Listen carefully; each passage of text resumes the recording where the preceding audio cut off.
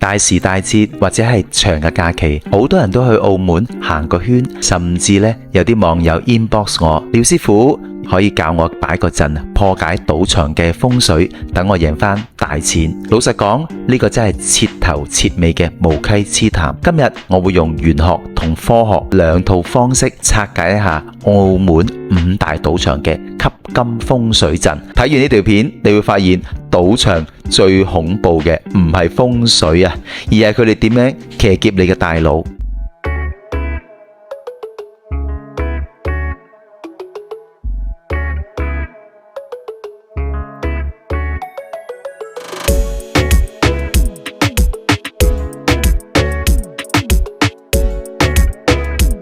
大家好，我係廖師傅。首先講明啊，我絕對咧係唔鼓吹賭博，我自己亦都係唔賭錢嘅。喺數學同埋統計學嘅世界啊，早就寫好咗個結局。每一款遊戲啊，都有一個叫莊家優勢，長期期望值咧絕對係負數。你玩得越耐，就接近必輸。贏一次係你好運，要一直贏，嗰個叫神話。咁點解仲有咁多人呢輸到傾家蕩產？因為喺玄學上，我哋講氣場；喺科學上，呢個叫環境行為設計。賭場花咗10幾20億，甚至過百億，就係用建築、動線、星光、水景佈下一個天羅地網，目的第一個令你留得更耐，落注更多更頻繁，令到你呢身心疲累，然後乖乖科水。真正賭場賺錢嘅，除咗賭場老闆，就係側邊嗰啲高級餐廳同埋名牌店。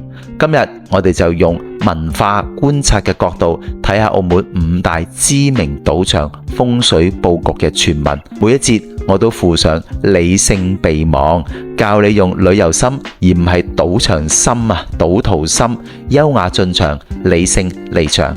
首先我哋睇下呢澳門呢最傳統嗰個葡京，外觀呢就好似雀籠係嘛，圓拱形嘅設計，格柵金屬反光，寓意呢將賭客好似雀仔咁樣困住，網羅其中，賊亦難飛。另外呢，大門呢好似吸血蝙蝠咁係嘛，兩邊側邊嘅屋檐呢好似蝙蝠嘅刺咁樣，門前嘅燈呢就好似血淋淋嘅狼牙。雖然傳統上蝙蝠諧音係福到，但係喺賭場嘅入邊呢，佢就更加似咬定唔放。其實呢啲呢唔單止係風水上嘅潤語，更加係極高明嘅心理暗示。你一入嚟葡京會發現佢哋嘅動線呢好似迷宮咁，地氈嘅圖案呢重複又刺眼，出口呢嘅指引又係睇極都唔明。呢個建築心理學入邊叫空間迷失。當你呢失去咗時間同埋方向感，你就會產生依賴，形成一個完美嘅留客局。無論你信唔信風水，葡京嘅復古質感確係一個活生生嘅歷史館。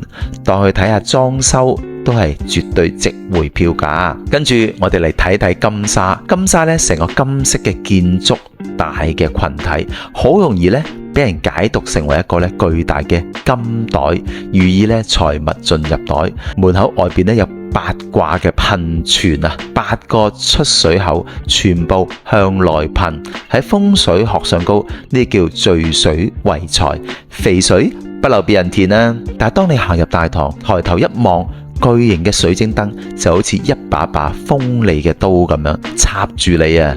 娛樂場嘅平面設計亦都好多時呢比喻為一個利刃啊，寓意大殺四方。咁喺商業設計上，水景可以降低噪音，聚焦導流，令你呢不知不覺跟住水聲呢行到入去正門，充滿儀式感啊！而喺品牌視覺上高，銳利嘅線條、鏡面同埋金屬嘅質感，會喺潛意識入邊強化咗力量、決斷、速度嘅感受。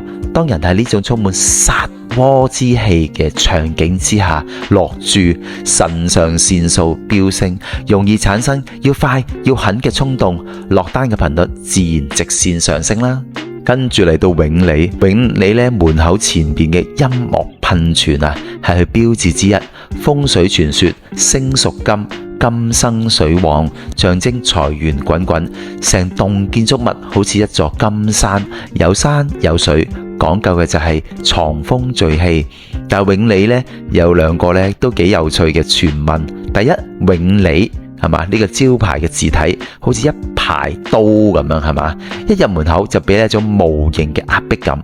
第二，佢定時會有噴火表演，水池噴火，對應呢易經入邊嘅第64卦，水火未濟啊，火喺上高，水喺下低，寓意呢啲嘢仲未成功。點解要未濟？呢個係好高明嘅反向心理學啊！明示你好難贏咯，偏偏人呢嘅賭性就係想挑戰高難度。喺博弈心理學嚟講，呢種水火交戰嘅視覺刺激會好大刺激到呢你哋去風險咁樣去玩啊，賭多啲嘅賭慾啊！而定時嘅噴泉同噴火演出，其實就係一個集體將至，將人潮咧鎖住喺呢個前院前庭嘅地方，睇完表演順理成章，咪行入去試下運氣咯。跟住啊，我哋嚟到威尼斯人啊，開幕嗰陣時咧，作為亞洲最大嘅單棟酒店，傳聞話佢咧好大嘅空間咧，會消耗咧賭客嘅體力，令人哋迷路啊。內外咧小橋流水，連成咗一個巨大嘅水局，象徵財源不斷咁流入。仲有個民族嘅說法，民間傳聞啊，將大廳比喻為皇家地下宮殿啊，話啲咧賭客咧好小氣啊，點都敵唔過呢地下嘅鬼王啊！嗱，鬼王之說咧，見仁見智。但係威尼斯人呢，就係呢個沉浸式嘅場景嘅功力呢，絕對係世界級。由呢個長廊到廣場，到佢圓拱頂，呢個空間嘅節奏極大咁去延長你停留嘅時間。最著名嘅呢，就係佢人造天光同埋長明燈，令你呢完全分唔到日日夜夜時間呢就徹底淡化咗。石材嘅紋理、水面嘅反光、街頭嘅藝人，全部都係為咗喚醒你異度度假嘅風情。一旦大陸進入咗度假 mood 啊，你對錢啊嘅風險評估就會直線下降，覺得啲籌碼咪好似大富翁啲銀紙咁樣咯。最後我哋嚟到星際酒店，星際呢比較近永利，坐向分析係東南向西北，喺風水八運2004去到2023年期間，西南呢係凌晨位，凌晨見水就係大吉大利，加上呢港澳碼頭呢啱啱落喺佢個財位，天然咁啊食盡呢人流嘅紅利。但係佢最出名嘅傳聞係停車場頂部嘅圓形，加上外圍好似鐮刀嘅柳葉形嘅設計，被坊間解讀成為增強殺氣，令到賭客呢俯首稱臣，留低買路錢。而家我哋已經進入咗2026年嘅九子離火運，風水氣場都變咗，賭場亦都紛紛轉型搞演唱會、科技展。星際嗰種圓形加刀印嘅組合，喺品牌視覺上其實係營造宇宙同埋速度嘅意象，呼應 Star Wars 呢個名。所謂鐮刀殺更加係一種強化威逼嘅視覺感覺。總結下，文化層面係真嘅，華人社會講山管人丁，水管財，所以咧商業世界中意用水景、弧線聚焦入口，呢啲設計真係會影響情緒。科學層面係真嘅，星光啦、氣味啦、地氈圖案、路徑嘅設計，全部都有行為經濟學同埋感官行銷背書。目標第一個，延長停留，提高落注嘅機率。迷思嘅層面係假嘅，所謂呢破解陣法，以小博大，長期必勝，完全呢係違背咗數學啊、邏輯學啊、機率學啊。短期贏錢多數都係統計學上高嘅誤差，絕對唔係你揾到必贏嘅方法。既然風水陣破唔到，我哋點樣自保？嗱，廖師傅呢送你旅遊心6招呢止損嘅心法，當係護身符啦。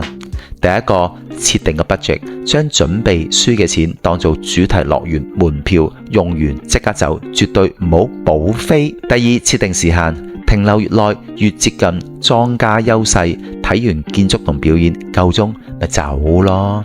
第三，選低決策密度嘅娛樂啊，睇 show、食米芝蓮、行商場，比連續高額落注更加保留旅遊品質。第四，分代策略，將回程飛咧、車錢同埋住宿咧全部分開收好，千祈唔好因為一時情緒上頭用埋嗰啲錢。第五，同伴提醒，出發前同朋友約一個安全詞，例如咧夠鐘食宵夜啦，邊個講都好，一齊撤退咯。第六，情緒記憶，一旦個腦咧閃過想翻本或者越輸越想賭嘅念頭，即刻行出門口或者去博物館換個場景，幫大腦降溫。賭場唔止係聚財嘅符號，亦都係城市劇場嘅一部分。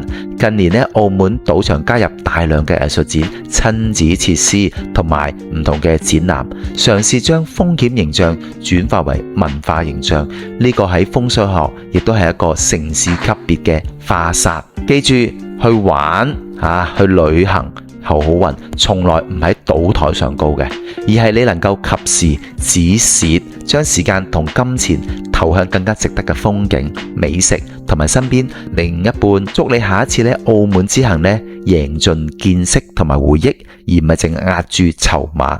如果你都中意呢一個玄學、文化、理性、科學嘅內容，記得 like、share、subscribe 我呢個頻道。我哋下次見啦，拜拜。